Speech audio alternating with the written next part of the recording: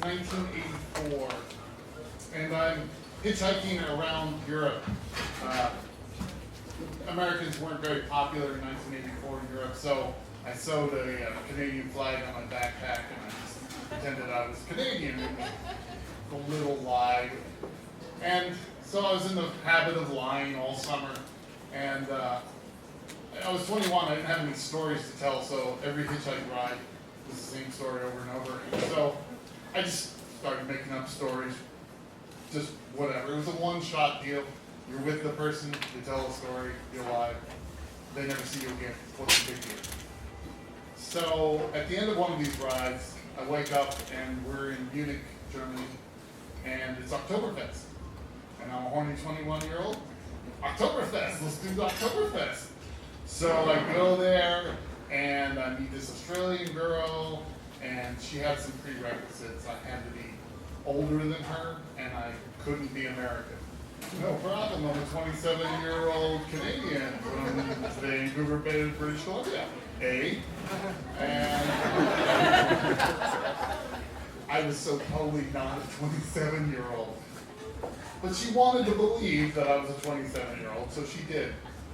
And for my part, she was drunk, and I was really drunk, so all the prerequisites were met for sex, so we had sex. So at that time in my life, if I was having sex with someone, I wanted to continue having sex with that person. So we just went on with the lie, and it changed up, and we went to Bavaria, and almost immediately I started to fall into dangerous situations. We met a German couple, and we had breakfast with them, and they started asking, normal questions like, "Where are you from?" Canada. I'm from Canada. So are we. We're in Canada.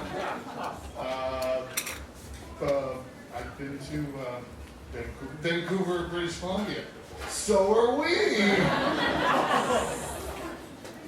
Where do you live in Vancouver? I had been to the youth hostel. I knew what that street looked like. Over by the youth hostel. So are we. So I immediately changed the topic and abruptly shifted to the dinner menu of the bus schedule. I dodged that bullet, but it haunted me how close. So we were together then for like weeks and then months, and I still had never come clean, and now the longer it went, the harder it was. And so it just unraveled by itself. We were in Spain, in Madrid, and we were at the bus station, and the train station, she wanted to buy the tickets. I said, great.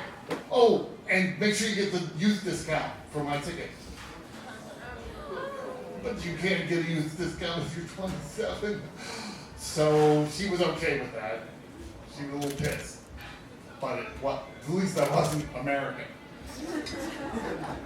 So ultimately, the final axe fell. It was an inconsequential moment. It was totally random. She just had a thought in her head, and she said, "Isn't Brandenburg Hill wonderful?" No. What's Brandenburg Hill? You don't know Brandenburg Hill? No. Why should I know Brandenburg Hill? Well, apparently, if you live in Vancouver, you would know Brandenburg Hill, kind of like if you lived in Philadelphia, you would know the Liberty Bell. So I was caught, and it was fine. We still had sex. So, but it made me wonder, how do you have a secret identity? How do you get away with it? I was easy with the things I didn't know. I didn't know what my address was in Vancouver, so I could dodge that one.